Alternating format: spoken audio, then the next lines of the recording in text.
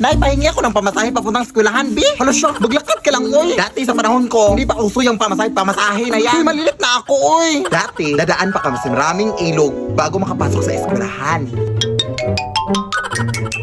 Lampas tao po ba dito? Ay, hindi, mababaw lang yan. Ay, okay.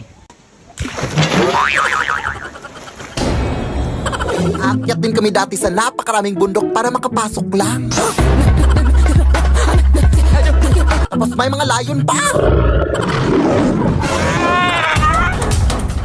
Pero mas lalong humirap yung buhay simula nung nag-Maynila ang nanay ko. Sobrang nalungkot ako dati. Pero kailangan kasi niya magtrabaho para mapaaral ako.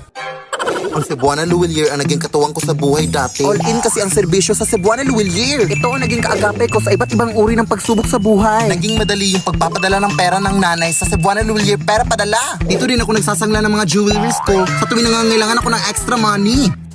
Ang asim Talagang all in ang serbisyo. Cebuana amazing ang life. Kaya ikaw anak. Nay! Huh? Nay! Huh? Nay!